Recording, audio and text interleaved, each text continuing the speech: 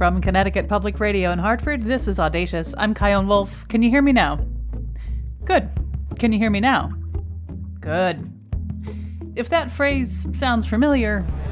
Can you hear me now? Good. Can you hear me now? Good. Verizon Wireless. We never stop working for you. The face you're imagining right now belongs to Paul Marcarelli. He first uttered "Can you hear me now?" as the test man back in 2001. And for about a decade, he was the literal face of the Verizon brand. And that face of a brand job is exactly what we'll be exploring today. We'll also get to know Stephanie Courtney, also known as Flo from Progressive, who she's been playing since 2008. But back to Paul Marcarelli. I asked him how he got started as the nameless "Can you hear me now" guy. Well, it's a tough one. I mean, in some ways, I think you have to start the story with once upon a time there was television, because it kind of doesn't really exist in the same, well, it definitely doesn't exist in the same form or with the same level of importance or cultural and pop cultural reach that it used to. But there was a time when people watched TV, and an actor like me who was struggling to make ends meet in the city, doing, downtown nonprofit theater, could, make a decent living in television commercials. So throughout the 90s, or the later part of the 90s, I started having some success with that. And then not too long after 9/11, which really sort of put an end to auditions for a while, and everything sort of ground to a halt in the city, as you recall. And then we just started getting back to work, and I had two auditions. One of them was for Staples, I remember this, and one of them was for Verizon. And usually the way it works is, you work a day, and then it pays enough money that, or it did pay enough money that if you did a few of those in a year, you could really make enough of a living to get by in New York. And so that's really what I was hoping for. And as it turned out, it wasn't just one day. Their plan was that it would be a big campaign. And apparently they were test marketing a couple of people that they were already interested in. They'd already seen about 1,500 people in, I think, 3 or 4 different cities. Yeah. And then they were like, you know what, let's have one more day in New York of casting. And apparently I was the last appointment on that last day. And for whatever reason, there were definitely people with better abs and people who were taller and better looking and smarter, and I'm sure better educated and had Juilliard degrees and all this stuff. But for whatever reason, I was the one person that met all the criteria on the checklist. The line, of course, that we all remember, and we'll talk about some more, is "Can you hear me now?" Were there any other lines?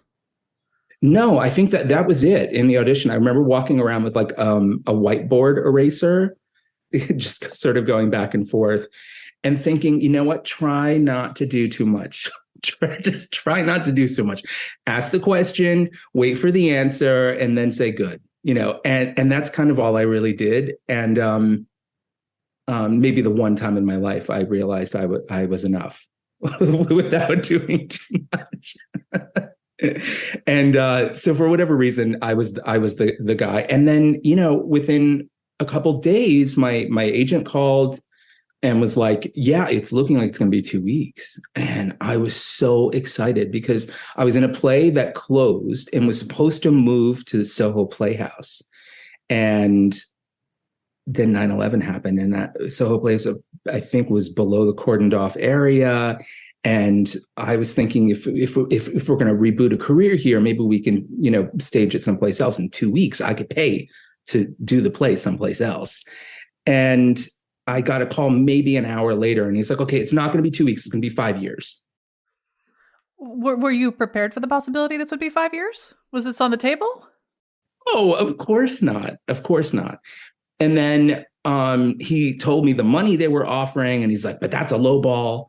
And, the next thing I know, I had a job. And within a week, I was walking through the swamps of New Orleans, like outside of New Orleans, and shooting commercials. And it had started, and then it kept going.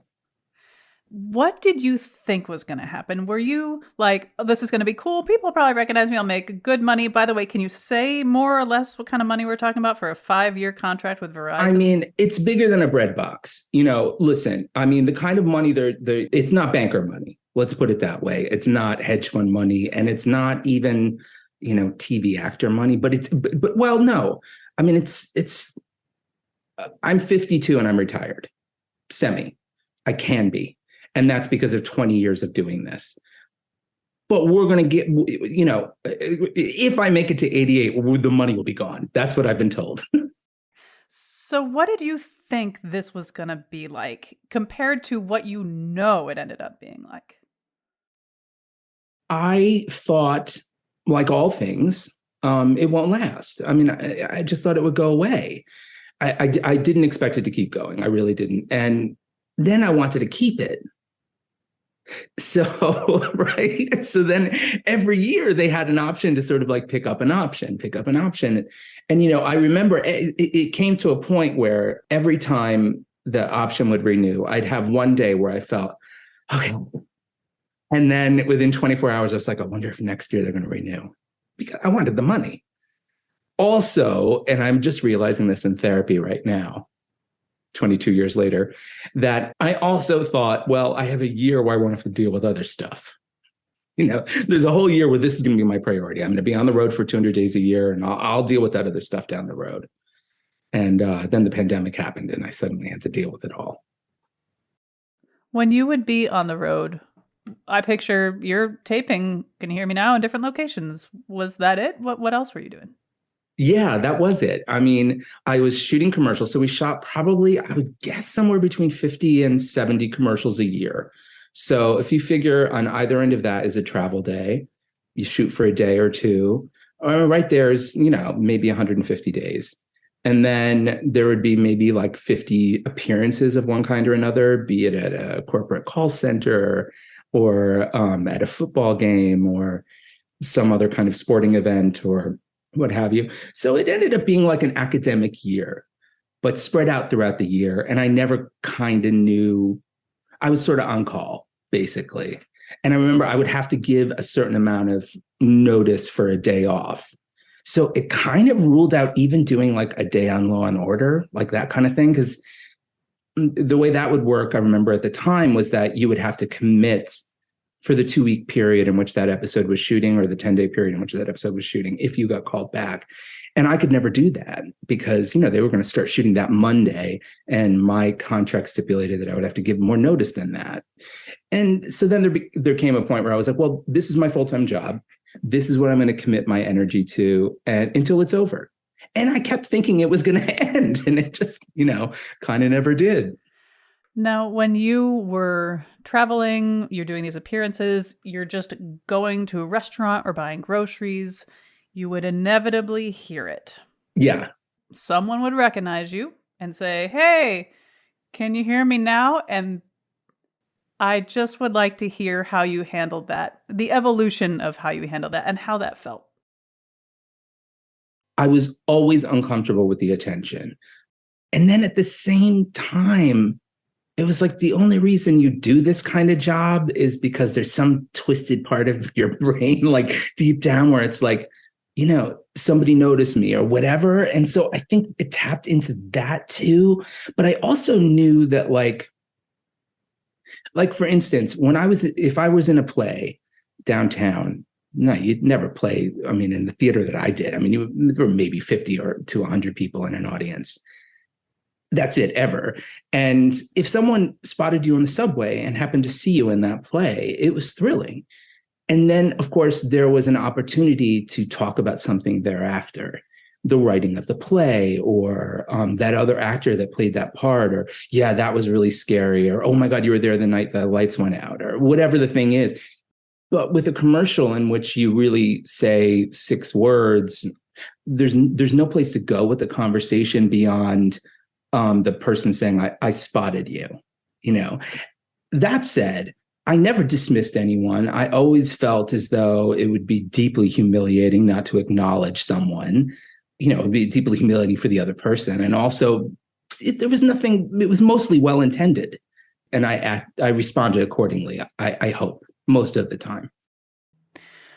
Was there ever a concern that casting directors didn't want the "Can you hear me now" guy in their project because that's all people would think when they saw you?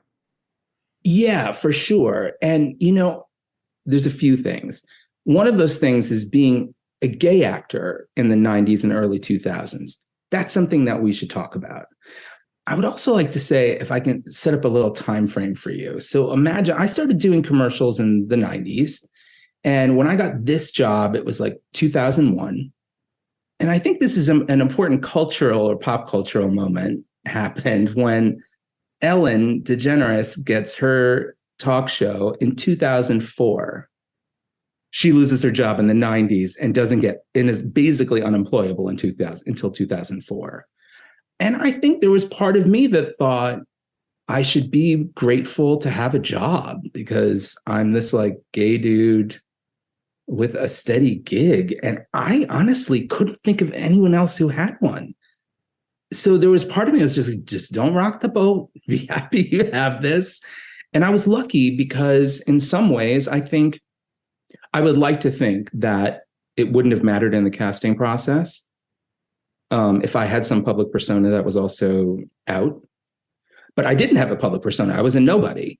And the agreement was that I didn't do press, which is something that, that's what actors trade in.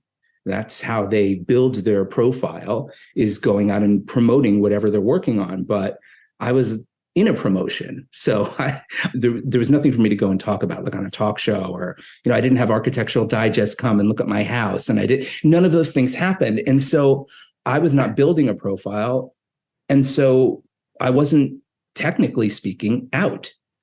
So I do think that was another little element of it. I was lucky to have a job. And when you went from Verizon to Sprint, when that shift happened, you met with Sprint and you were like, if I can't be an out gay dude who's married to another dude, this isn't going to work. How did they respond? We parted ways totally amicably. I was, we were moving on to different things, and there was no bitterness at all. But, one of the discussions in leaving that job, certainly among my representation, was, well, you're not going to hold on. What if Sprint calls? And I guess for whatever reason, they just didn't think it was necessary to hang on to me. And, when Sprint did reach out a year later, I entertained the idea. I was like, this could be, I could see how it could be cool if they did it in sort of meta way. Like, I'm an actor, but, and I played this guy that said this one thing, but I'm also, a person, and this makes more sense. And maybe it will for you too. I think it will. And so I was like, oh, okay, I kind of like it. But yes, that was a consideration. I was no longer in a place in my life where I wanted to, in any way, shape, or form, either prevaricate about my sexuality or have to use gender non-specific terms when referencing my spouse or whatever the thing happened to be. I just didn't want it to be a consideration. And so when I asked them that, I remember them, the people in marketing and at Sprint were like, we love everything about you. And I was shocked. I was shocked to hear that. I can't imagine it was that positive with all of their customer base. But nevertheless, I think there was an authenticity in just calling it like it was that was appealing to them at that point in their marketing strategy. And if they were going to use my name, they're going to use everything about me. And they did. They put my husband in a commercial. How'd that feel? It was really fun. It was really fun. Of course, I wished it had been more overt. Because it was a little bit coded. It was like my husband and I I was shopping for a Christmas tree with another guy. You know what I mean? So not a lot of roommate dudes, bros buying Christmas trees together. But of course, every gay person who saw it knew exactly what it was. We're used to picking up those coded messages. So, but nevertheless, I thought that was amazing and super. It was ballsy. It was a cool risk to take, and I was proud of it. Really proud of it.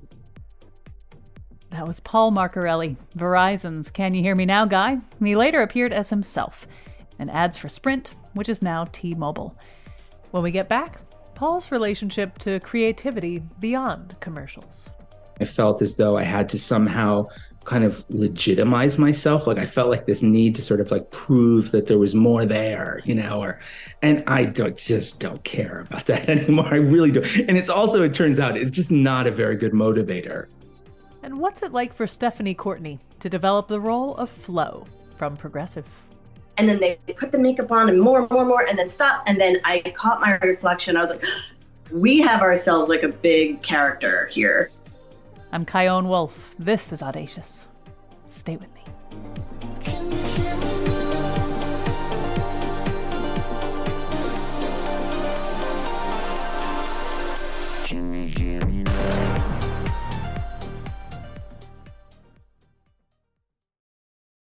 This is Audacious. I'm Kyone Wolf. Today we're meeting people who are the faces of brands. Later you'll find out what it's like being Flo from Progressive with actress and comedian Stephanie Courtney. But right now we're talking with Paul Marcarelli. You may remember him as Verizon's Can You Hear Me Now guy. He then went to Sprint, which is now T-Mobile. But he is more than the face of cell phone brands. He co-founded the Table 10 Films production company. He co-wrote the 2011 film The Green. He also wrote and produced the award-winning feature film Clutter, starring Carol Kane and Natasha Lyonne. Still, it's this commercial stuff he's best known for. And I wanted to know if, after all this time, there was anything he would have done differently in his career. Yeah, I wouldn't have taken any of it personally. And I found myself doing that more often than I would have liked. And anytime I behaved in a way that I regretted, it was because I was taking things too personally. Can you give me an example? Well, you know how reality TV works. The reason it works is because they're in this bell jar, and there's this light on someone who's not used to having all of this attention on them. And I mean, literal light on them. And then all of these eyes watching them, both at home and on set. Say there's 50 to 100 people on set. Everyone's watching you. There was a point in my career, I mean, in the Verizon days when they had this sort of like network of people working behind me. There were 300 people standing behind me. And I remember finding it all very unnerving. And when I thought about it, I was like, well, the only time in the wild that all eyes are on you is when you are the leader or lunch.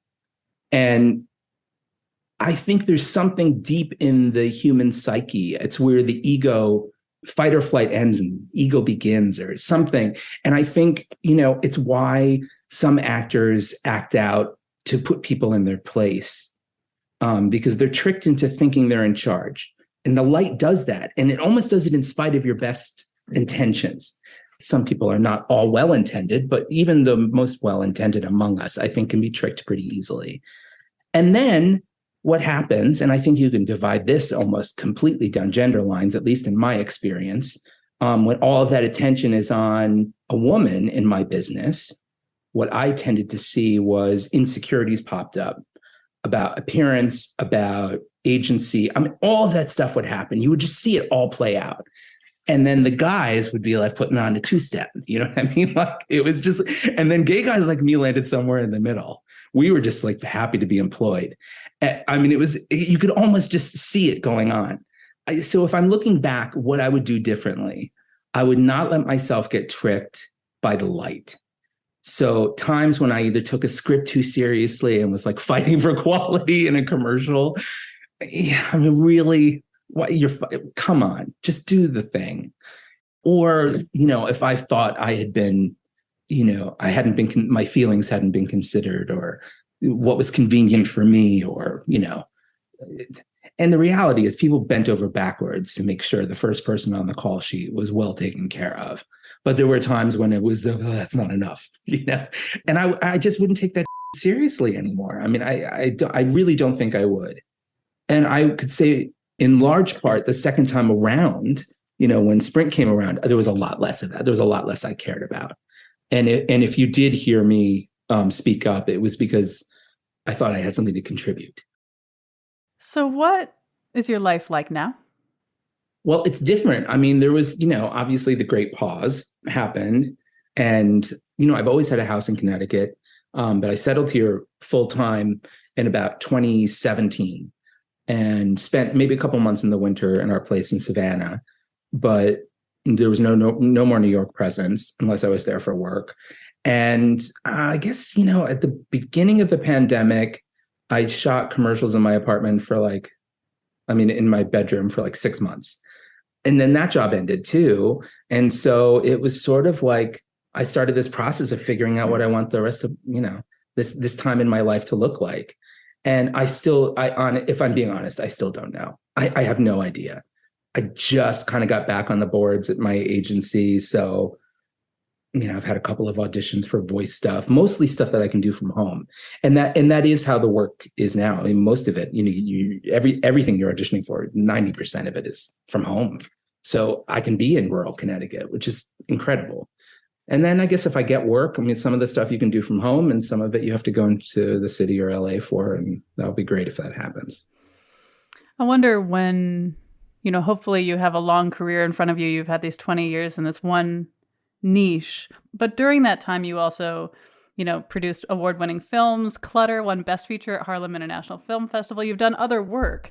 And so when it comes to being known for your other work, but I get the feeling that it's not for you, and correct me if I'm wrong, it's not that you want to be known for other work, it's that you want to do work that's meaningful for you. And is that where you're at right now, to aim towards that? Yeah, it's complicated because I do think that when I was producing films, it was at a time when I felt as though I had to somehow kind of legitimize myself. Like I felt like this need to sort of like prove that there was more there, and I just don't care about that anymore. I really don't. And it turns out it's just not a very good motivator because it's for one thing, it's a moving target. And, with that as the aim, you're utterly results oriented. And so you're just bound to be disappointed by the work. And if I'm going to do that again, invest my own time and money and energy into something it better be something that's deeply meaningful and that can hold my interest for the amount of time it takes to live with it. And I honestly just don't know what that is right now. I really don't. And sometimes that really troubles me. And sometimes I'm like, oh, I've got my garden to keep me busy and that's good enough. You and me both. If nothing else, get your hands dirty. Yeah. And, I earned a retirement in this job, which is incredible. It is basically union work, and I'm vested now in my retirement, which I can start collecting in a couple of years. And so I'm, if I don't figure it out, I'm retired and I'll try to find meaning in that. And if I do figure out what I'm supposed to be doing next, or if another adventure, hits me in the side of the head, like these other ones, then great. Well, Paul Marcarelli, thank you so much for talking with me. I loved this conversation. I'm grateful for you. Thank you so much for thinking of me. And I feel so honored and flattered that you wanted me to be part of this. So thank you very much.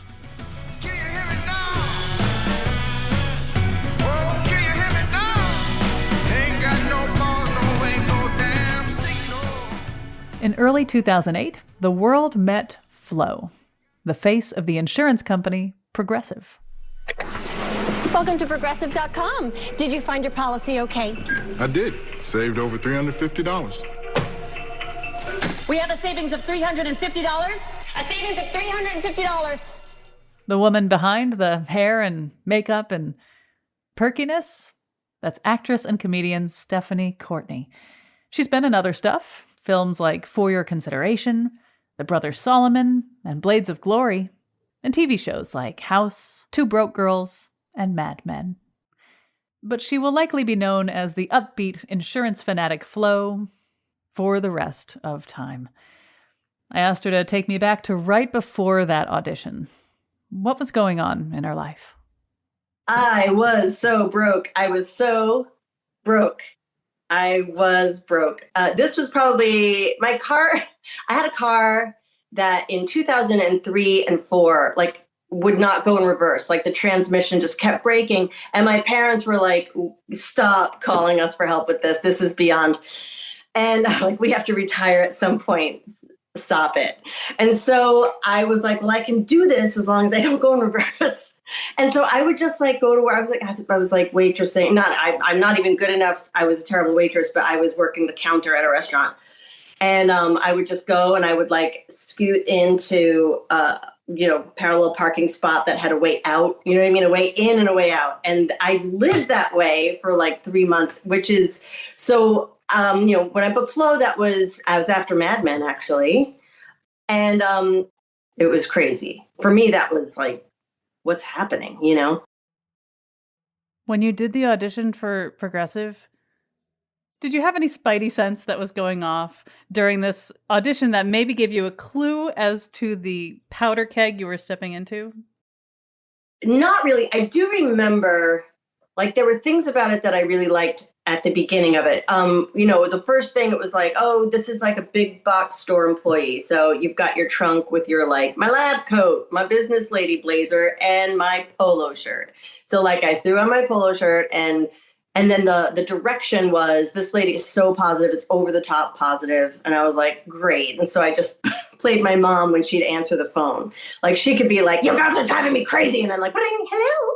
Yes. Oh my God. It's just like, that is sort of the inspiration where it's just like, everything's wonderful. By the way, I'm making the face I'm making because I've been telling that same story about my mom, but without having gotten an incredibly lucrative commercial acting career. Same mother. We have the same mother. You gotta do that. You gotta get the lucrative commercial deal. No, it's so funny. Mom on the wall phone with the coiled cord. It's just like, wow, where's this lady? Where did this lady come from? So when you got the job, I'm sure, of course, you were stoked, because what a cool gig, right? When did you realize this was going to be in your obituary? And that obituary is in like Parade magazine. That's where it's going to be, but that's okay. It'll be there. It was basically, I knew that they had shot 3 others in this fake, big box store. That kind of looked a little like heaven or whatever. And I was like, well, and the first thing I noticed, I'm like, oh, this is a real stamp. Like, they know what they are. They know what they want. You could just sort of tell. It's not wishy-washy. They had a vision. And then when I got my makeup and my hair done, they were just saying, keep going, keep going, keep going, stop. And then they had cut bangs. I had this, I just couldn't even afford a haircut. My hair was like, I always say, like, it's like a Gerard Depardieu, like, shag. And so they were like, we're cutting bangs. I'm like, do it. Just do it. Do anything.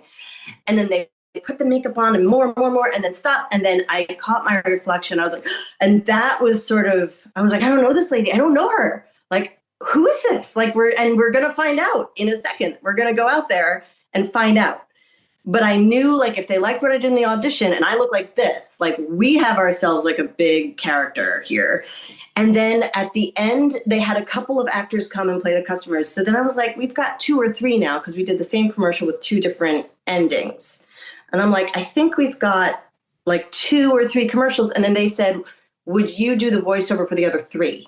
So they brought out this old timey microphone from like, the 30s or whatever. And then I was making announcements into it that the customers would listen to and hear or whatever. I'm like, I think I just did 6 commercials. And then they started airing in January. And then I think by March, it was like, let's do this year by year, where I was like, okay, that's good. That's good. I don't know. But the Halloween costumes is the biggest gift and it's the best. Like when you see in a Halloween store, yeah, or that. And also like people sending me their kids or whatever, or like kids dressed up, and that. Nothing will ever, like, I had no idea that would be part of this, and that is the bestest thing in the world. Okay, so in some ways, this is the coolest thing that could ever happen to you, full stop. Little tiny Stephanie would be like, mind blown. I won every single lottery there is. And on the other hand, you are wholly identified with this one thing, and it's a car insurance company. And I wonder what that feels like too. Well, okay. So when I auditioned for Flow, I had already been in LA for 10 years auditioning and working. And before that, 6 years was it 6 years? Yeah, 6 years in New York. And I was doing stand-up and I was doing the Groundlings. And so I had what I felt were people on my side. You know what I mean? I had casting directors that liked me. And another thing was the character was so different than what I kind of look like in real life. As you see this corn husk on the Zoom lens talking to you. It takes a lot of spackle to turn me into flow. So, and hairspray. And so I am able to audition and look different. And I have friends who would love to work with me, even if, you know, you're right, even if I've sort of burned out certain opportunities because I'm associated with a commercial character. But I made a deal with myself because I got this when I was like, 37, 38. You know what I mean? And I'm like, just make peace with that. There's so much good about this. And I'm so lucky. And yes, that is part of it where it's like, okay, but I think it's up to me to then create my own stuff. So it's been 16 years that you've been shooting these commercials. I've been in public radio for 17 years. Hey, And congratulations. certainly, thank you. And certainly it never gets old. It's always fresh and new, especially with this show. But has any of it, I don't know, has the shine dulled any in terms of just the process of the work, of the character, of all of it? I would say if it didn't change, maybe that would have been the case. The first 3 years, we had a different production team. We had a different director. And I always say the director that I had then, his name was Jeffrey Fleissig, who's wonderful. And the director that I've had for the past 11 years, Brendan Gibbons, who's wonderful, had very different jobs. The first 3 years where Jeffrey was the director, it was like Groundhog's Day. We had to kind of repeat the same commercial every time we're in the store. You know what I mean? And I think at Progressive, they were kind of like, well, she lives in the store. She exists in the store. So let's keep her there. And our job was then to figure out, who is she? How far can we go? How can she be mean? Nope. Can she be have a big ego about herself? Yes, we can do that. We can, stuff like that. Like, it was discovering the parameters. Then they decided to take her out into the world and try that. And then, that was a new production team. They were just ready for a change. And that was, so I say Jeffrey had Groundhog's Day, and then Brendan's never had the same day twice. This is a romantic movie. This is, I'm doing a family spot where it's like the clumps sitting around a table. Now we're in an 80s kind of situation, so the writers are having so much fun because now they get to just do whatever they want. And so because of that, it's always fun for me to see what they've written. And it's very improv heavy at the beginning, just to find the ending, just to find who this person is. And now it's all written there. It's always fun to go to work. I love it. One thing that I'm curious about is, I love being recognized, especially because no one really knows my face unless they look for it. Yeah. I might get recognized by my voice, but as you know, if I'm at a party or I'm at the supermarket, I'm a little louder, so maybe people don't recognize it, but I love getting recognized. I love getting recognized and being associated with my work, this work. And you had mentioned earlier about how cool it was when, people would send you pictures of their kids dressed up as you. Were there any moments where you were like, I'm not Flo? I mean, I know I am Flo, but can we not do this? Some interactions, perhaps? The deal is I basically have another face on my face made of makeup at work. You know what I mean? So when I bring it down, I can sort of go by unrecognized. Now, where I do get recognized is LA, because if you think someone is someone here, they probably are. You know what I mean? So I get busted for my TJ Maxx addiction and stuff. And they're like, oh my God, you're back. And you're buying more discount, whatever. Off brand, imperfect. I just can't help it. But anyway, other than that, if I'm traveling around and I look like myself, no, not really. And my friend Jim, who plays Jamie, he gets recognized a lot more because he really does look like himself, So he'll be on the subway in New York or something, and someone will be like, I knew you. So does anybody ever see you and go, outside of LA, and go, you look like someone I've seen? Then that's a decision point for you. Yes. To either say yes or no.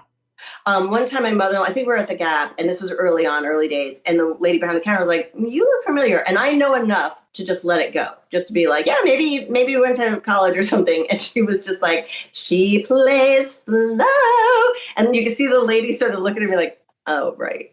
And then just finish the transaction. I'm like, protect yourself from that reaction at all costs. Like, it's just, I can never assume it's going to be. Most people are lovely and polite, and it's great. And some people, I'm like, I won't even set myself up.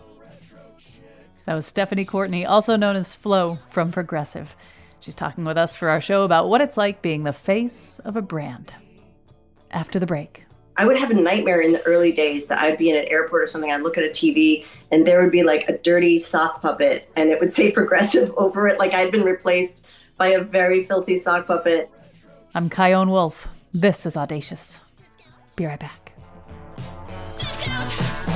Stephanie Courtney. Yes. Stephanie Courtney. Hey! Progressive woman. Choices. A real retro chick. This is Audacious. I'm Kyone Wolf. Today we're talking to people whose faces are synonymous with brands. Right now we're getting to know Stephanie Courtney. You know her as Flo from Progressive Insurance. That's a job she's held since 2008. Let's get back to our conversation. How much are you like Flo? That's a great question. I notice as I get older and the campaign gets older that Flo gets to be a little more frustrated or cranky with her team, and especially Jamie.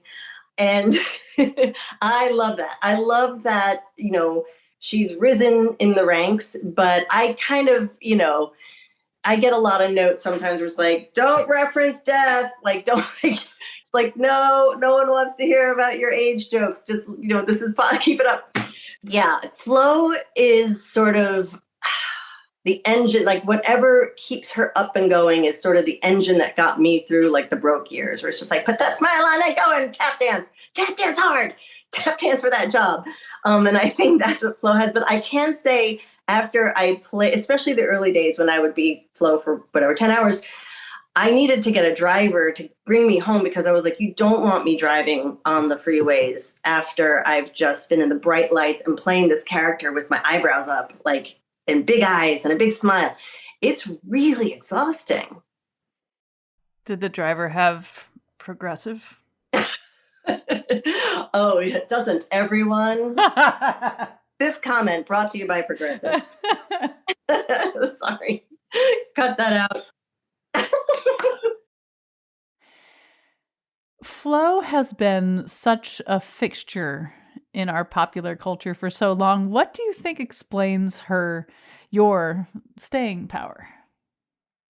There's a couple of things. I think she's not perfect. And I think that is everything.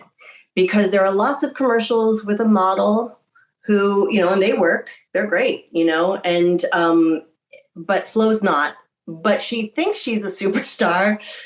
Her perfection comes in, is her hair and her lipstick perfect? Other than that, or is her apron all pressed? Other than that, she can be insane. But in her eyes, she's perfect and got it all locked down. And on the days too where I'm tired or whatever, it's a long hour and I've long hours and I've got this huge line and I have to get it. And I got to be honest, at this point, there's 16 years worth of insurance lines in my head. So if I have a big thing to say, 50, other commercials are popping out of my mouth and I'm just like, I'm so sorry. But I just to myself, I'm like, just double down and commit to the line. And I think Flo's committed to her job and maybe, I don't know, you tell me why? I think you nailed it with the whole idea of her having like, at least I've got this figured out, and this figured out. I've got some pillars. The rest is all chaos. And I think that that's what we see in ourselves. Like, I know I'm 42. I've been through some things. I'm so proud of some of the ways in which I've grown. And if I can have those pillars, which I do, then I am allowed the grace of the chaos in between. Hey, that's a great way to put it. Yes. I should work in advertising. You should do it. Oh my God, you got something, kid. Yes, yes, yes. I think, and also she does kind of eat it in some of the commercials too. She kind of, you know what I mean? She has to kind of like smile through some real awkwardness, and like her with her family, which was just a gift on a platter. It was one of our writers who now directs her own commercials and stuff. Oh my God, she came up with this whole thing, and I like just shooting those. It's like every department is worked to the ultimate limit. Like the writers have come up with the script. The director has to keep track of everything. The camera department has to keep things locked off. The wardrobe has to dress 6 characters. I'm speaking to a tennis ball on a stand. You know what I mean? And like, it's so fun to do those, and so hard and so fun. How long do you think you're going to be doing this for? This being Flow. Oh, oh my God. I mean, look, I'm 100 years old. They're going to have to, it's going to have to be CGI or like me. Wait, maybe it could be, do you remember good old Tom? I found my old college ring and I needed some cash. So I took it to Tom and he gave me $300 for it. You come get your money from good old Tom. I want to give it to you. I want you saying, good old Tom. Maybe good old Flo. Good old Tom. Who's good old Tom? You know, bring your stuff down to good old Tom's. No, I guess that was Connecticut only or something. Anyway. Connecticut. Well, I'm New York. Oh, we had Crazy Eddie. Do you remember? Okay, so Crazy sure. Eddie. Yeah. I was going for the old thing, but you know, crazy Flo. Well, maybe I can imagine an old Flo. I can imagine you doing this for the rest of your life, but I'm not doing the work. So what do you think? What would you like? Well, listen, I love who I work with and for. Like it really is lovely. Like it's been 16 years. Like the babies are now off to college, and you know, we all know each other's pets. I bring my dog to the set, and yeah, so it's the job's great. I love it. You know, and in the early days, I remember, you know, talking with my manager and stuff. It's just like, okay, like, how do we protect you just being known for one thing? And I'm like, well, look, any job that I had that I booked didn't give me the freedom I have in this one or this. I felt, you know, you'd audition, you get the part, you can't believe it, you go and you say the lines on the show, and it's really great and exciting. And then you see it, or me, I'm talking about myself. And it would be like, wow, that was great, or that was great, but short. Oh, they cut that out, whatever. And then when I got the commercial, they were keeping the things I liked in. They were keeping the choices that I was excited about in. And so I was like, well, this is the gift. This is this character that I get to play. And it just felt like a really good fit. So keep going forever. Yeah, this is fun. And I love the people I work with. Jim, who plays Jamie, has been my friend at the Groundlings forever. We actually wrote a sketch about NPR. I was Sarah Vowell and he was Ira Glass, and we were doing our show, and there was a bank robbery on the bottom floor. And so we were narrating, like, the bank robbers have told us that to keep, you know, I don't even know. But yo, the NPR voice, they make it sound easy. It's not. I know, no, it's hard. And he'd be like, you know, we're being held hostage right now, and I'm beginning to feel a little bit of the Stockholm syndrome. Now let's talk about the history of the Stockholm syndrome. It dates back to, enter sound effect, moody music. A sheep in a field with a cowbell, Sure. with an alpine cowbell. What was I even saying? What I was saying is I'm happy, you know, and it seems to keep going. And I have always been, you know, make a deal with myself that this goes until it doesn't serve the company anymore. And then don't take it personally. But I would have a nightmare in the early days that I'd be in an airport or something. I'd look at a TV and there would be like a dirty sock puppet and it would say Progressive over it. Like I'd been replaced by a very filthy sock puppet. And I was like, okay, you know, that's probably just, you know, you're preparing yourself for when this thing, whatever. For when you get replaced by a dirty sock puppet, yeah. By a dirty sock puppet, like with like little holes and little googly eyes on it. And I was just like, okay, no, I get it. Like having a human being as your spokesperson, that's expensive and risky and all that. And but, you know, so far the sock puppet hasn't arrived. If you could have a tagline for your life as Stephanie Courtney, not as Flo, not as anybody else you've ever played, but your tagline, what would it be?